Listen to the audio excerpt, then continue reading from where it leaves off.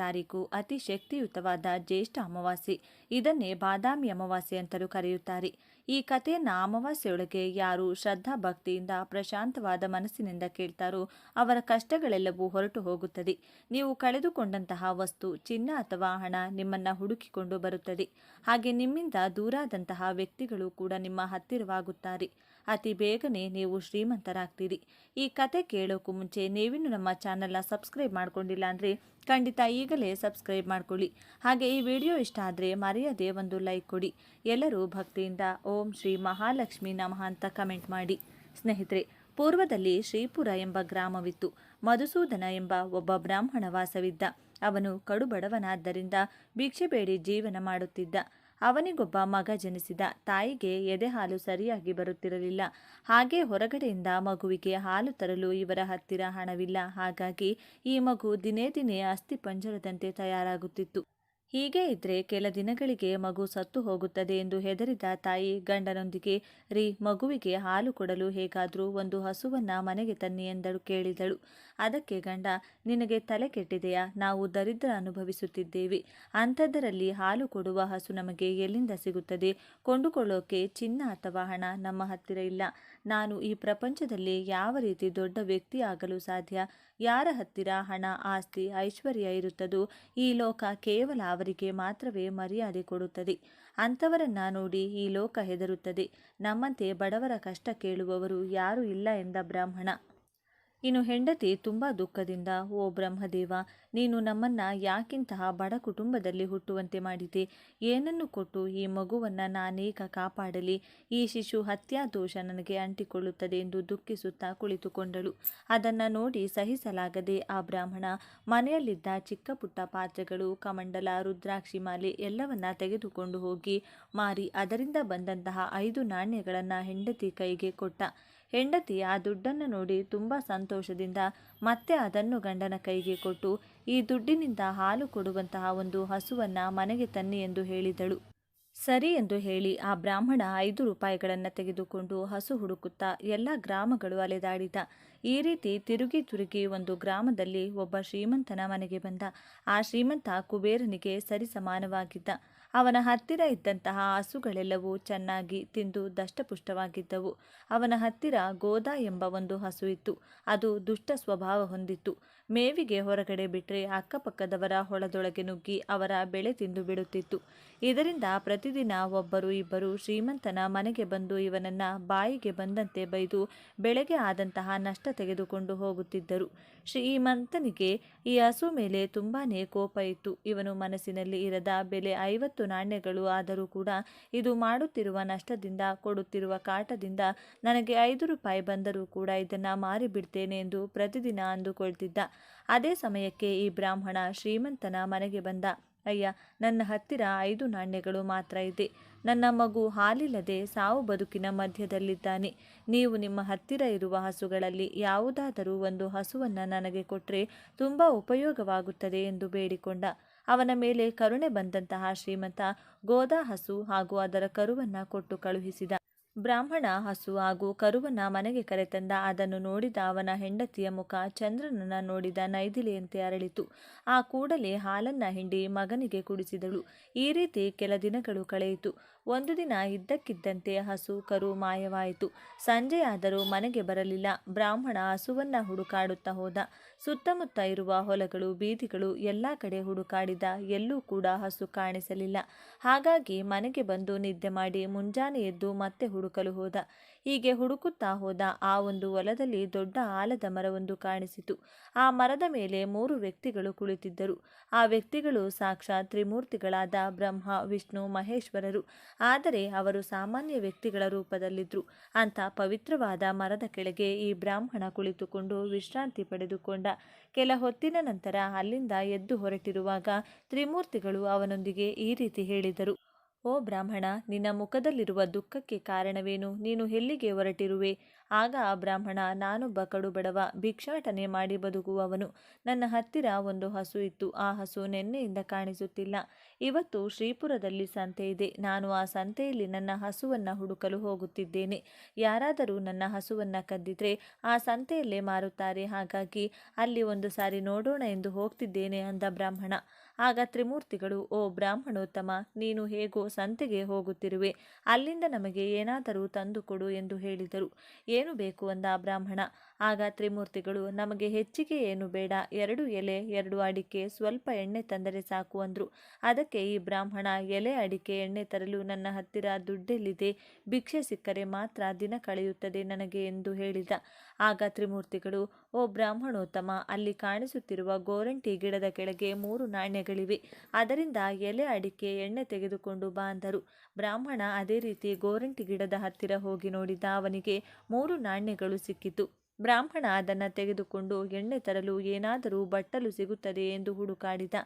ಆಗ ಆ 3 ವ್ಯಕ್ತಿಗಳು, ಎಣ್ಣೆಯನ್ನು ನಿನ್ನ ಮೇಲ್ವಸ್ತ್ರದಲ್ಲಿ ತೆಗೆದುಕೊಂಡು ಬಾ ಎಂದು ಹೇಳಿದರು. ಈ ಬ್ರಾಹ್ಮಣ, ಎಣ್ಣೆ ಯಾವ ರೀತಿ ಮೇಲ್ವಸ್ತ್ರದಲ್ಲಿ ತರಲು ಸಾಧ್ಯ ಎಂದು ಕೇಳಿದ. ಆಗ ತ್ರಿಮೂರ್ತಿಗಳು, ನೀನು ತ್ರಿಮೂರ್ತಿಗಳನ್ನು ಮನಸ್ಸಿನಲ್ಲಿ ನೆನೆಸಿಕೊಂಡು ಮೇಲ್ವಸ್ತ್ರದಲ್ಲಿ ಎಣ್ಣೆ ತೆಗೆದುಕೊಂಡು ಬಾ ಎಂದು ಹೇಳಿದರು. ಸರಿ ಎಂದು ಹೇಳಿ ಬ್ರಾಹ್ಮಣ ಸಂತೆಗೆ ಹೋದ. ಅಲ್ಲಿ ಎಲೆ ಅಡಿಕೆ ತೆಗೆದುಕೊಂಡು ಎಣ್ಣೆ ಕೊಂಡುಕೊಳ್ಳಲು ಗಾಣಿಗರ ಹತ್ತಿರ ಹೋದ. ಆದರೆ ಇವನು ಮೇಲ್ವಸ್ತ್ರದಲ್ಲಿ ಎಣ್ಣೆ ಹಾಕಿ ಎಂದಾಗ ಇವನೊಬ್ಬ ಹುಚ್ಚ ಅಂದುಕೊಂಡ ಗಾಣಿಗರು ಇವನನ್ನು ಅಲ್ಲಿಂದ ಓಡಿಸಿದರು. ಯಾರೂ ಕೂಡ ಎಣ್ಣೆ ಕೊಡಲಿಲ್ಲ. ಕೊನೆಗೆ ಒಬ್ಬ ವಯಸ್ಸಾದ ಗಾಣಿಗ ದೂರದಲ್ಲಿ ಕುಳಿತಿದ್ದ. ಅವನ ಹತ್ತಿರ ಹೋಗಿ, ಈ ಮೇಲ್ವಸ್ತ್ರದಲ್ಲಿ ಒಂದು ನಾಣ್ಯಕ್ಕೆ ಎಣ್ಣೆ ಹಾಕು ಎಂದು ಕೇಳಿದ. ಇವನೊಬ್ಬ ಹುಚ್ಚ ಇರಬೇಕು, ಇವನನ್ನು ಹೇಗಾದರೂ ಮೋಸಗೊಳಿಸಿ ಆ ಒಂದು ನಾಣ್ಯವನ್ನ ಕಿತ್ತುಕೊಳ್ಬೇಕು ಅಂದುಕೊಂಡ ಆ ವೃದ್ಧ ಗಾಣಿಗ ಎಣ್ಣೆಯನ್ನ ಮೇಲ್ವಸ್ತ್ರದಲ್ಲಿ ಹಾಕಿ ಒಂದು ನಾಣ್ಯ ತೆಗೆದುಕೊಂಡು ಕಳಿಸಿದ. ಆದರೆ ಆಶ್ಚರ್ಯಕರವಾಗಿ ಆ ಮುದುಕನ ಮಡಿಕೆಯಲ್ಲಿ ಇದ್ದಂತಹ ಪೂರ್ತಿ ಎಣ್ಣೆ ಖಾಲಿಯಾಗಿತ್ತು. ಇದರಿಂದ ಮುದುಕ ಮತ್ತೆ ಬ್ರಾಹ್ಮಣನ ಹತ್ತಿರ ಓಡಿ ಬಂದು, ನಾನು ನಿಮಗೆ ಒಂದು ನಾಣ್ಯಕ್ಕಿಂತ ಕಡಿಮೆ ಎಣ್ಣೆ ಕೊಟ್ಟು ನಿಮ್ಮನ್ನ ಮೋಸ ಮಾಡೋಣ ಅಂದುಕೊಂಡೆ, ಆದರೆ ಈಗ ನನ್ನ ಮಡಿಕೆಯಲ್ಲಿರುವ ಎಣ್ಣೆ ಎಲ್ಲ ಖಾಲಿಯಾಗಿದೆ. ದಯವಿಟ್ಟು ನೀವು ಮತ್ತೊಮ್ಮೆ ನನ್ನ ಅಂಗಡಿಗೆ ಬರಬೇಕು. ಈ ಸಲ ಲೆಕ್ಕಾಚಾರದ ಪ್ರಕಾರ ಸರಿಯಾದ ಅಳತೆಯಲ್ಲಿ ಎಣ್ಣೆ ಕೊಡುತ್ತೇನೆ ಎಂದು ಹೇಳಿದ. ಬ್ರಾಹ್ಮಣ ಅದೇ ರೀತಿ ಮತ್ತೆ ಅವನ ಅಂಗಡಿಗೆ ಹೋದ. ಈ ಸಲ ಆ ವೃದ್ಧ ಗಾಣಿಗ ಅಳತೆಯ ಪ್ರಕಾರ ಎಣ್ಣೆಯನ್ನು ಕೊಟ್ಟ. ಮರುಕ್ಷಣ ಅವನ ಮಡಿಕೆಯಲ್ಲಿ ಮೊದಲಿನಂತೆ ಎಣ್ಣೆ ತುಂಬಿಕೊಂಡಿತ್ತು. ಈ ಬ್ರಾಹ್ಮಣ ಅಲ್ಲಿಂದ ಆಲದ ಮರದ ಹತ್ತಿರ ಬಂದ. ಆ ಮರದ ಮೇಲೆ ಕುಳಿತಿರುವ 3 ಈ ಪದಾರ್ಥಗಳನ್ನು ಕೊಡಲು ಹೋದ. ಆಗ ಆ ವ್ಯಕ್ತಿಗಳು ಅದನ್ನು ತೆಗೆದುಕೊಳ್ಳದೆ, ಓ ಬ್ರಾಹ್ಮಣೋತ್ತಮ, ನಿನ್ನನ್ನು ನೋಡುತ್ತಿದ್ರೆ ನಮಗೆ ಪಾಪ ಅನಿಸುತ್ತಿದೆ. ಹಾಗಾಗಿ ನಿನ್ನ ಕಷ್ಟಗಳೆಲ್ಲ ಹೋಗುವಂತಹ ದಾರಿ ತಿಳಿಸುತ್ತೇವೆ. ನೀನು ಬ್ರಹ್ಮ ಮುಹೂರ್ತದಲ್ಲಿ ಎದ್ದು ಸ್ನಾನ ಮಾಡಿ ಹಿಟ್ಟು ಅಥವಾ ಮಣ್ಣಿನಿಂದ 3 ದೀಪಗಳನ್ನು ಭಕ್ತಿಯಿಂದ ತಯಾರಿಸಿ ಈಗ ತಂದಿರುವಂತಹ ಎಣ್ಣೆಯನ್ನು ಆ ದೀಪದೊಳಗೆ ಹಾಕಿ ನಿನ್ನ ಮೇಲ್ವಸ್ತ್ರವನ್ನು ಬತ್ತಿಯಂತೆ ಮಾಡಿಕೊಂಡು ಒಂದೊಂದು ದೀಪದಲ್ಲಿ 3 ಬತ್ತಿಗಳನ್ನಿಟ್ಟು 3 ದೀಪಗಳನ್ನು ಆಲದ ಮರದ ಮುಂದೆ ಹಚ್ಚಬೇಕು. ಈ ದೀಪವನ್ನು ನೆಲದ ಮೇಲೆ ಇಡದೆ ಆಲದ ಮರದ ಎಲೆಗಳನ್ನು ಕಿತ್ತು ಅದರ ಮೇಲೆ ಇಡಬೇಕು. ಈಗ ತಂದಿರುವಂತಹ ಎಲೆ ಅಡಿಕೆ ಮರಕ್ಕೆ ಅರ್ಪಿಸಬೇಕು. ಯಾವುದಾದರೂ ಒಂದು ಹಣ್ಣನ್ನು ಎಲೆಯ ಮೇಲಿಟ್ಟು ನೈವೇದ್ಯ ಮಾಡಬೇಕು. ಈ ಆಲದ ಮರದ ಮೇಲೆ ತ್ರಿಮೂರ್ತಿಗಳು ವಾಸವಿರುತ್ತಾರೆ. ಈ ಕೆಲಸವನ್ನು ನೀನು ಅಮಾವಾಸ್ಯೆಯೆಂದು ಮಾಡಬೇಕು. ಆಗ ಕಳೆದು ಹೋದಂತಹ ನಿನ್ನ ಹಸು ಕರು ಮತ್ತೆ ನಿನ್ನನ್ನು ಹುಡುಕಿಕೊಂಡು ಬರುತ್ತದೆ. ನೀನು ದಿನೇ ದಿನೇ ಅಭಿವೃದ್ಧಿಯಾಗ್ತೀಯ, ಅಷ್ಟೈಶ್ವರ್ಯ ಇರುತ್ತದೆ ಎಂದು ಹೇಳಿದರು. ಬ್ರಾಹ್ಮಣ ಅದೇ ರೀತಿ ಅಮಾವಾಸ್ಯೆ ದಿನ ಮಾಡಿದ. ಅದೇ ದಿನ ರಾತ್ರಿ ಆ ಹಸು ಕರು ಅವನ ಮನೆಗೆ ಬಂದು ಸೇರಿದವು. ಹಸು ಇನ್ನೂ ಹೆಚ್ಚಾಗಿ ಹಾಲು ಕೊಡಲು ಶುರು ಮಾಡಿತು. ಆ ಹಾಲು ತುಂಬ ರುಚಿಯಾಗಿತ್ತು. ಹಾಗಾಗಿ ಅಕ್ಕಪಕ್ಕದ ಮನೆಯವರು ಇವನ ಹತ್ತಿರ ಹಾಲು ಕೊಂಡುಕೊಳ್ಳಲು ಶುರು ಮಾಡಿದರು. ಈ ರೀತಿ ಬಂದ ಹಣದಿಂದ ಅವನು ನಿಧಾನವಾಗಿ ಹೆಚ್ಚು ಹೆಚ್ಚು ಹಸುಗಳನ್ನು ಕೊಂಡುಕೊಂಡ. ಆ ಗ್ರಾಮದಲ್ಲೆಲ್ಲ ಇವನೇ ಹಾಲು ಮಾರುವಂತಾದ. ವರ್ಷಕ್ಕೊಂದು ಮನೆ ಅಥವಾ ಜಮೀನು ಕೊಂಡುಕೊಳ್ತಿದ್ದ. ಪ್ರತಿ ವರ್ಷ ತಪ್ಪದೆ ಆಲದ ಮರಕ್ಕೆ ಅಮಾವಾಸ್ಯೆಯೆಂದು ಪೂಜೆ ಮಾತ್ರ ಸಲ್ಲಿಸದೆ ಮಾಡುತ್ತಿದ್ದ. ಕೆಲವೇ ವರ್ಷಗಳಲ್ಲಿ ಸುತ್ತಮುತ್ತಲಿನ 10 ಗ್ರಾಮಗಳಿಗೆ ಇವನೇ ಶ್ರೀಮಂತನಾದ.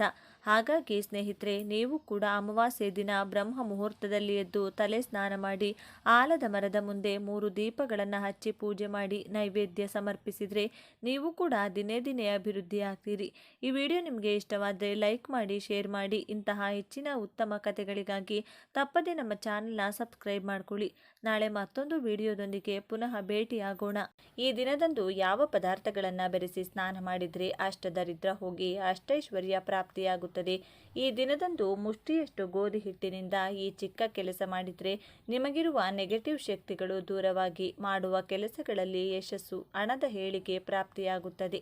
ಈ ದಿನ ಮನೆದೇವರ ಅನುಗ್ರಹಕ್ಕೆ ಯಾವ ಕೆಲಸವನ್ನ ಮಾಡಬೇಕು, ಯಾವ ಮಂತ್ರವನ್ನ ಹೇಳಿಕೊಳ್ಬೇಕು, ಪಿತೃಗಳ ಕೃಪೆಯಿಂದ ಅಭಿವೃದ್ಧಿಯನ್ನ ಕಾಣಲು ಅಡುಗೆ ಮಾಡಿದ ತಕ್ಷಣ ಏನು ಮಾಡಬೇಕೆಂದು ಇವತ್ತಿನ ಈ ವಿಡಿಯೋದಲ್ಲಿ ಸಂಪೂರ್ಣವಾಗಿ ತಿಳಿಸಿಕೊಡ್ತೀವಿ. ಬನ್ನಿ. ಅದಕ್ಕೂ ಮುಂಚೆ ನೀವಿನ್ನು ಚಾನಲ್ಗೆ ಸಬ್ಸ್ಕ್ರೈಬ್ ಆಗಿಲ್ಲ ಅಂದರೆ ಈಗಲೇ ಸಬ್ಸ್ಕ್ರೈಬ್ ಆಗಿ, ಹಾಗೆ ವಿಡಿಯೋಗೆ ಲೈಕ್ ಮಾಡಿ, ವಿಡಿಯೋ ಸ್ಕಿಪ್ ಮಾಡದೆ ಕೊನೆ ತನಕ ನೋಡಿ. ಎಲ್ಲರೂ ಭಕ್ತಿಯಿಂದ ಓಂ ಶ್ರೀ ಮಹಾಲಕ್ಷ್ಮಿ ನಮಃ ಅಂತ ಕಮೆಂಟ್ ಮಾಡಿ. ಶಾಸ್ತ್ರಗಳ ಪ್ರಕಾರ ಈ ದಿನದಂದು ಪವಿತ್ರ ನದಿಗಳಲ್ಲಿ ಸ್ನಾನ ಮಾಡುವ ಸಂಪ್ರದಾಯವಿದೆ. ಬ್ರಹ್ಮ ಮುಹೂರ್ತದಲ್ಲಿ ಸ್ನಾನ ಮಾಡೋದ್ರಿಂದ ವ್ಯಕ್ತಿಯ ಇಷ್ಟಾರ್ಥಗಳು ಈಡೇರುತ್ತವೆ ಮತ್ತು ಪಾಪಗಳು ನಾಶವಾಗುತ್ತವೆ. ಒಬ್ಬ ವ್ಯಕ್ತಿಯು ಪವಿತ್ರ ನದಿಯಲ್ಲಿ ಸ್ನಾನ ಮಾಡಲು ಸಾಧ್ಯವಾಗದಿದ್ದರೆ ಮನೆಯಲ್ಲೇ ಸ್ನಾನ ಮಾಡುವ ನೀರಿಗೆ ಯಾವುದೇ ಪವಿತ್ರ ನದಿಯ ನೀರನ್ನು ಸೇರಿಸಿ ಸ್ನಾನ ಮಾಡಬಹುದು.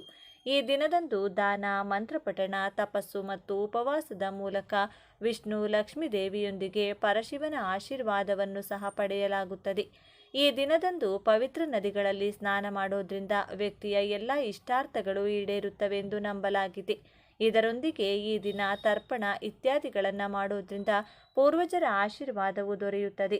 ಈ ದಿನ ಪಿತೃಗಳ ಆತ್ಮಕ್ಕೆ ಮೋಕ್ಷವನ್ನು ನೀಡಲು ತಪ್ಪದೆ ತರ್ಪಣ ಕಾರ್ಯ ಮಾಡಲು ಪ್ರಯತ್ನಿಸಿ. ಚಂದ್ರನು ತನ್ನ ಪೂರ್ಣ ಆಕಾರದಲ್ಲಿ ಕಂಗೊಳಿಸುತ್ತಾನೆ. ಈ ದಿನದಂದು ಭಗವಾನ್ ವಿಷ್ಣು ಮತ್ತು ಲಕ್ಷ್ಮೀ ದೇವಿಯನ್ನ ಪೂಜಿಸುವ ಸಂಪ್ರದಾಯವೂ ಇದೆ. ಈ ದಿನ ಲಕ್ಷ್ಮೀನಾರಾಯಣರನ್ನ ಒಟ್ಟಾಗಿ ಪೂಜಿಸೋದ್ರಿಂದ ಮನೆಯಲ್ಲಿ ಸುಖ, ಶಾಂತಿ ನೆಲೆಸುತ್ತದೆ. ಈ ದಿನ ಶಿವನಿಗೆ ರುದ್ರಾಭಿಷೇಕ ಮಾಡುವುದು ಕೂಡ ಅತ್ಯಂತ ಮಹತ್ವದ್ದಾಗಿದೆ. ಇನ್ನು ನೀವು ಸ್ನಾನ ಮಾಡುವಂತಹ ನೀರಿಗೆ ಮನೆಯ ಸದಸ್ಯರು ಪವಿತ್ರ ನದಿಗಳ ನೀರನ್ನು ಬೆರೆಸಿ ಸ್ನಾನವನ್ನು ಮಾಡಿಕೊಳ್ಬೇಕು. ಅದು ಕೂಡ ಸಾಧ್ಯವಾಗೋದಿಲ್ಲ ಅನ್ನೋದಾದರೆ ಸ್ವಲ್ಪ ಕಲ್ಲುಪ್ಪು, 5-6 ಬೇವಿನ ಎಲೆಗಳನ್ನು ಬೆರೆಸಿ ಸ್ನಾನವನ್ನು ಮಾಡಿ. ಇದರಿಂದ ದೇಹದಲ್ಲಿನ ಎಲ್ಲ ನೆಗೆಟಿವ್ ಎನರ್ಜಿಗಳು ದೂರವಾಗಿ ಅದೃಷ್ಟ ಬರುತ್ತದೆ. ದೇಹಕ್ಕೆ ವಿಶೇಷ ಶಕ್ತಿ ಪ್ರಾಪ್ತಿಯಾಗುತ್ತದೆ. ಇನ್ನು ಸ್ನಾನ ಮಾಡುವಾಗ ನೀವು ಹೇಳಬೇಕಾದ ಮಂತ್ರ ಏನಂದರೆ ಗಂಗೆ ಚ ಯಮುನೆ ಚೈವ ಗೋದಾವರಿ ಸರಸ್ವತಿ ನರ್ಮದೆ ಸಿಂಧು ಕಾವೇರಿ ಜಲೇಸ್ಮಿನ್ ಸನ್ನಿಧಿಂ ಕುರುಹು. ಈ ಮಂತ್ರವನ್ನು 3 ಸಲ ಹೇಳಿಕೊಂಡು 3 ಚೊಂಬು ನೀರನ್ನು ತಲೆಯ ಮೇಲೆ ಹಾಕಿಕೊಂಡು ಸ್ನಾನ ಮಾಡೋದ್ರಿಂದ ನಿಮಗೆ ಎಲ್ಲವೂ ಕೂಡ ಶುಭವಾಗುತ್ತದೆ. ಜೊತೆಗೆ ಮನೆಗೆ ಸಮೀಪವಿರುವಂತಹ ಗ್ರಾಮ ದೇವತೆಯ ಆಲಯಕ್ಕೆ ನಿಮ್ಮ ಕೈನಿಂದ ತಯಾರು ಮಾಡಿದ ನಿಂಬೆಹಣ್ಣಿನ ಚಿತ್ರಾನ್ನ ಹಾಗೂ ಮೊಸರನ್ನವನ್ನು ಕೊಟ್ಟು ವಿಶೇಷವಾಗಿ ಮನೆ ಸದಸ್ಯರ ಹೆಸರನ್ನು ಹೇಳುತ್ತಾ ಪೂಜೆ ಮಾಡಿಸಬೇಕು. ನಂತರ ಪ್ರಸಾದವನ್ನು ಬಂದ ಭಕ್ತರಿಗೆ ಹಂಚಿ ದೇವಿ ದೇಗುಲದಲ್ಲಿ ಸಿಗುವಂಥ ಕುಂಕುಮವನ್ನು ಮನೆಗೆ ತಂದು ಮುಂದಿನ ಹುಣ್ಣಿಮೆ, ಅಮಾವಾಸ್ಯೆ ತನಕವೂ ಹಣೆಗೆ ತಿಲಕವಾಗಿ ಇಡುತ್ತಾ ಬರಬೇಕು. ಇದರಿಂದ ಮುಂದಿನ ಹುಣ್ಣಿಮೆ, ಅಮಾವಾಸ್ಯೆ ತನಕವೂ ಗ್ರಾಮದೇವಿಯ ರಕ್ಷಣೆ ಇಡೀ ಕುಟುಂಬಕ್ಕೆ ಪ್ರಾಪ್ತಿಯಾಗುತ್ತದೆ. ಪದೇ ಪದೇ ಅನಾರೋಗ್ಯ ತಪ್ಪತಕ್ಕಂಥದ್ದು. ಅಮಾವಾಸ್ಯೆ, ಹುಣ್ಣಿಮೆ ಬಂತು ಅಂದರೆ ಸಾಕು, ಕೈಕಾಲು ನೋವು, ಕೈಕಾಲು ಸೆಳೆಯೋದು ಆಗ್ತಾ ಇರುತ್ತದೆ. ಪದೇ ಪದೇ ಅಪಘಾತಗಳು ಆಗ್ತಾ ಇರುತ್ತದೆ. ಆ ಎಲ್ಲ ಸಮಸ್ಯೆಗಳು ದೂರವಾಗಿ ನಿಮ್ಮ ಗ್ರಾಮ ದೇವತೆಯ ರಕ್ಷಣೆ 1 ತಿಂಗಳ ತನಕ ನಿಮಗೆ ಪ್ರಾಪ್ತಿಯಾಗುತ್ತದೆ. ಇನ್ನು ಈ ದಿನ ಗೋಧಿ ಹಿಟ್ಟಿನಿಂದ ಮಾಡಬೇಕಾದ ಅತಿ ಮುಖ್ಯವಾದ ಕೆಲಸ ಯಾವುದು ಅಂತ ನೋಡೋದಾದರೆ, ಗೋಧಿ ಹಿಟ್ಟಿನಿಂದ ಮನೆಯಲ್ಲಿ ಎಷ್ಟು ಜನ ಇರ್ತೀರೋ ಅಷ್ಟು ಜನರಿಗೆ ಒಂದೊಂದು ಚಪಾತಿಯಂತೆ ತಯಾರು ಮಾಡಿಕೊಂಡು ಆ ಚಪಾತಿಯ ಮೇಲೆ ತುಪ್ಪವನ್ನು ಹಚ್ಚಬೇಕು. ನಂತರ ಕೈನಲ್ಲಿ ಆ ಚಪಾತಿಯನ್ನು ಹಿಡಿದು ಒಬ್ಬೊಬ್ಬರಿಗೆ 3 ಬಾರಿ ಎಡಭಾಗದಿಂದ 3 ಬಾರಿ ಬಲಭಾಗದಿಂದ ತಲೆಯ ಮೇಲೆ ಸುತ್ತಿ ಇಳಿಯನ್ನು ತೆಗೆದು ಮನೆಯ ಬಳಿ ಇರುವಂತಹ ನಾಯಿಗಳಿಗೆ ಅಂದರೆ ಶ್ವಾನಕ್ಕೆ ಹಾಕಬೇಕು. ಇದರಿಂದ ನಿಮಗಿರುವಂತಹ ಎಲ್ಲ ವಿಧವಾದ ದೃಷ್ಟಿ ದೋಷಗಳು ದೂರವಾಗುತ್ತದೆ. ಅಕ್ಕಪಕ್ಕದವರ ದೃಷ್ಟಿ, ಜನರ ಕೆಟ್ಟು ಕಣ್ಣು, ಕೆಲಸ ಮಾಡುವ ಜಾಗದಲ್ಲಿ ಯಾರಾದರೂ ಶತ್ರುಗಳಿದ್ರೆ, ಸಂಬಂಧಿಕರ ಅಸೂಯೆ ಇದ್ರೆ ಇದರಿಂದ ದೂರವಾಗುತ್ತದೆ. ಸಕಲ ಕಾರ್ಯದಲ್ಲೂ ಯಶಸ್ಸು, ಮಾನಸಿಕ ನೆಮ್ಮದಿ ಲಭಿಸುತ್ತದೆ. ದೃಷ್ಟಿ ದೋಷಗಳು ದೂರವಾದರೆ ಸಂಪಾದನೆಗೆ ಇರುವ ಅಡ್ಡಿಗಳು ದೂರವಾಗುತ್ತದೆ. ಈ ದಿನ ಸುಮ್ಮನೆ ಪೂಜೆ ಮಾಡಿ ಮುಗಿಸುವುದು ಮಾತ್ರವಲ್ಲದೆ ನೀವಿರುವ ಪ್ರದೇಶವನ್ನು ಕೂಡ ಶುಚಿಯಾಗಿ ಇಟ್ಟುಕೊಂಡಿರಬೇಕು. ಹಾಗೆ ತಪ್ಪದೆ ಎಲ್ಲರೂ 1 ಕಲ್ಲುಪ್ಪು ಪ್ಯಾಕೆಟನ್ನು ಮನೆಗೆ ತಂದುಕೊಂಡ್ರೆ ಅದೃಷ್ಟ ಬರುತ್ತದೆ. ಲಕ್ಷ್ಮೀದೇವಿ ಹಾಗೂ ಉಪ್ಪು ಎರಡೂ ಕೂಡ ಸಮುದ್ರದಲ್ಲಿ ಹುಟ್ಟಿರುವುದರಿಂದ ಲಕ್ಷ್ಮೀದೇವಿಗೆ ಕಲ್ಲುಪ್ಪು ಎಂದರೆ ತುಂಬ ಇಷ್ಟ. ನೀವು ಉಪ್ಪಿನಿಂದ ಮಾಡುವ ಎಲ್ಲ ಪರಿಹಾರಗಳು ಲಕ್ಷ್ಮೀದೇವಿಯನ್ನು ಇನ್ನಷ್ಟು ಹತ್ತಿರ ಮಾಡುತ್ತದೆ. ಹೊಸದಾಗಿ 1 ಪ್ಯಾಕೆಟ್ ಕಲ್ಲುಪ್ಪನ್ನು ಮನೆಗೆ ತಂದು ಅದನ್ನು ದೇವರ ಮನೆಯಲ್ಲಿ ಇಟ್ಟು ಲಕ್ಷ್ಮೀ ದೇವಿಯ ಜೊತೆ ಅದನ್ನು ಕೂಡ ಪೂಜೆ ಮಾಡಿ. ಇದಕ್ಕಾಗಿ ನೀವು ಮೊದಲು ಒಂದು ಬಟ್ಟಲಿನಲ್ಲಿ ಕಲ್ಲುಪ್ಪನ್ನು ಹಾಕಿ ಅದನ್ನು ಲಕ್ಷ್ಮೀ ದೇವಿ ಫೋಟೋ ಮುಂದೆ ಇಡಬೇಕು. ಅದರ ನಂತರ ದೇವಿ ಮುಂದೆ ಕೆಂಪು ಬಣ್ಣದ ದೀಪಗಳು ಅಥವಾ ಸಾಧಾರಣವಾಗಿ ಮಣ್ಣಿನ 2 ದೀಪಗಳನ್ನು ತೆಗೆದುಕೊಂಡು ಒಂದೊಂದರಲ್ಲಿ 3 ಬತ್ತಿಗಳನ್ನಿಟ್ಟು ಹಸು ತುಪ್ಪದಿಂದ ದೀಪಾರಾಧನೆ ಮಾಡಿ ಧೂಪ ದೀಪ ನೈವೇದ್ಯ ಸಮರ್ಪಿಸಿ ದೇವಿಯನ್ನ ಮನಸಾರೆ ಭಕ್ತಿಯಿಂದ ಪೂಜಿಸಬೇಕು. ಹಾಲಿನಿಂದ ತಯಾರಿಸಿದ ಯಾವುದೇ ಪದಾರ್ಥವನ್ನು ದೇವಿಗೆ ನೈವೇದ್ಯವಾಗಿ ಸಮರ್ಪಿಸಬಹುದು. ಈ ರೀತಿ ಪೂಜೆ ಮಾಡಿದ ನಂತರ ನಿಮ್ಮ ಮನಸ್ಸಿನಲ್ಲಿರುವ ಕೋರಿಕೆಯನ್ನು ದೇವಿಗೆ ಹೇಳಿಕೊಂಡ್ರೆ ಖಂಡಿತ ಲಕ್ಷ್ಮೀ ದೇವಿ ಅದನ್ನು ಈಡೇರಿಸುತ್ತಾಳೆ. ಇನ್ನು ಈ ದಿನದಂದು ಮನೆಯಲ್ಲಿ ಶಿವಲಿಂಗ ಇದ್ದರೆ ಅಥವಾ ದೇವಾಲಯದಲ್ಲಿ ಶಿವಲಿಂಗಕ್ಕೆ ಕಪ್ಪು ದ್ರಾಕ್ಷಿ ರಸಕ್ಕೆ ಕಪ್ಪು ಮೆಣಸು ಕಾಳುಗಳನ್ನು ಬೆರೆಸಿ ಅಭಿಷೇಕವನ್ನು ಮಾಡಿದರೆ ಅಥವಾ ಮಾಡಿಸಿದರೆ ಶತ್ರುಗಳೆಲ್ಲ ನಶಿಸಿ ಹೋಗುತ್ತಾರೆ. ಶತ್ರುಗಳು ಮಾಡಿಸುವಂತಹ ಮಾಟಮಂತ್ರ ದುಷ್ಟಶಕ್ತಿಗಳ ಪ್ರಭಾವ ಅವರಿಗೆ ರಿವರ್ಸ್ ಆಗುತ್ತದೆ. ಆ ವ್ಯಕ್ತಿಯಿಂದ ನಿಮಗಾಗುವ ತೊಂದರೆಗಳು ತಕ್ಷಣವೇ ನಿಂತು ಹೋಗುತ್ತದೆ. ಈ ಎಲ್ಲ ಪರಿಹಾರಗಳನ್ನು ನೀವು ಪಾಲಿಸಲೇಬೇಕು. ಈ ದಿನ ಸಾಧ್ಯವಾದರೆ ಶಿವನ ದೇಗುಲಕ್ಕೆ ಹೋಗಿ ಶಿವನ ದರ್ಶನವನ್ನು ಮಾಡಿ. ಇನ್ನೂ ಸಾಧ್ಯವಾಗುತ್ತದೆ ಅಂದರೆ ಶ್ರೀ ಕಾಲಭೈರವನ ದರ್ಶನ ಮಾಡಿ. ಈ ದಿನದಂದು ಪುಸ್ತಕಗಳ ದಾನ, ಧಾನ್ಯಗಳ ದಾನ, ವಸ್ತ್ರದಾನವನ್ನು ಮಾಡಿದರೆ ಸಕಲ ಪಾಪಗಳು ನಶಿಸಿ ಪುಣ್ಯ ಫಲ ಪ್ರಾಪ್ತಿಯಾಗುತ್ತದೆ. ಈ ದಿನ ಬೆಳಿಗ್ಗೆ ಎದ್ದು ಸ್ನಾನ ಮಾಡಿದ ನಂತರ ಸೂರ್ಯ ದೇವರಿಗೆ ಆರ್ಘ್ಯ ನೀಡಿ ನಮಸ್ಕಾರ ಮಾಡಿಕೊಳ್ಳಿ. ಸೂರ್ಯನ ಅನುಗ್ರಹದಿಂದ ಗ್ರಹದೋಷಗಳು ದೂರವಾಗಿ ಆರೋಗ್ಯಕರ ವೃದ್ಧಿಯಾಗುತ್ತದೆ. ಇನ್ನು ಕೊನೆಯದಾಗಿ ಈ ಒಂದು ವಿಶೇಷ ಮಂತ್ರವನ್ನು ಈ ದಿನ 21 ಬಾರಿ ಹೇಳಿಕೊಂಡ್ರೆ, ಶತ್ರುಗಳ ಹೆಸರನ್ನು ಹೇಳಿದರೆ ಶತ್ರುಗಳಿಂದ ಆಗುವಂಥ ಎಲ್ಲ ಸಮಸ್ಯೆಗಳು ಶೀಘ್ರವಾಗಿ ದೂರವಾಗುತ್ತದೆ. ಕೆಟ್ಟ ದೃಷ್ಟಿ, ಮಾಟಮಂತ್ರದ ಸಮಸ್ಯೆಗಳು ಕಳೆದು ಶತ್ರುಗಳು ಕೂಡ ನಿಮ್ಮ ಮಾತನ್ನು ಕೇಳೋದಕ್ಕೆ ಶುರು ಮಾಡ್ತಾರೆ. ಶತ್ರುಗಳು ಮಿತ್ರರಾಗ್ತಾ ಬದಲಾಗ್ತಾರೆ. ಈ ಒಂದು ಮಂತ್ರ ಈ ವಿಧವಾಗಿದೆ. ಮೊದಲು ಈ ಮಂತ್ರವನ್ನು ಒಂದು ಪುಸ್ತಕದಲ್ಲಿ ಬರೆದಿಟ್ಟುಕೊಳ್ಳಿ. ಓಂ ರಾಮ ಪರಶುರಾಮ ನರಸಿಂಹ ವಿಷ್ಣು ವಿಕ್ರಮ ನಮೋ ನಮಃ. ಓಂ ರಾಮ ಪರಶುರಾಮ ನರಸಿಂಹ ವಿಷ್ಣು ವಿಕ್ರಮ ನಮೋ ನಮಃ. ಈ ವಿಶೇಷವಾದ ಮಂತ್ರವನ್ನು ಶಕ್ತಿಶಾಲಿ ಈ ದಿನ ಬೆಳಿಗ್ಗೆ ಸಾಧ್ಯ ಆದರೆ ಬೆಳಿಗ್ಗೆ ಅಥವಾ ಸಂಜೆಯ ಸಮಯದಲ್ಲಿ ದೇವರ ಮುಂದೆ ದೀಪವನ್ನು ಬೆಳಗಿಸಬೇಕಾದ್ರೆ ಮನೆಯ ಯಜಮಾನ ಅಥವಾ ಮನೆಯ ಯಜಮಾನಿ ಯಾರು ಬೇಕಾದರೂ ಶತ್ರುಗಳ ಹೆಸರನ್ನು ಹೇಳಿಕೊಂಡು ಈ ಮಂತ್ರವನ್ನು ಹೇಳಿದ್ದೇ ಆದಲ್ಲಿ ಅದ್ಭುತವಾಗಿ ವಿಷ್ಣುದೇವರ ಅನುಗ್ರಹ ಪ್ರಾಪ್ತಿಯಾಗುತ್ತದೆ. ವಿಷ್ಣುದೇವರ ರಕ್ಷಣೆ ಇಡೀ ಕುಟುಂಬಕ್ಕೆ ಲಭಿಸುತ್ತದೆ. ಜ್ಯೋತಿಷ್ಯದ ಪ್ರಕಾರ ಗುರುಗ್ರಹವು ಸುಖ, ಸಮೃದ್ಧಿ, ಸೌಭಾಗ್ಯ ಮತ್ತು ಜ್ಞಾನಕ್ಕೆ ಅಧಿಪತಿ. ಗುರುಬಲ ಇಲ್ಲದವರು ಸಹ ಈ ದಿನದಂದು ವಿಶೇಷ ಪರಿಹಾರವನ್ನು ಮಾಡೋದ್ರಿಂದ ಗುರುಬಲ ಪ್ರಾಪ್ತವಾಗಿ ಶುಭ ಫಲಗಳನ್ನು ಪಡೆಯಬಹುದು.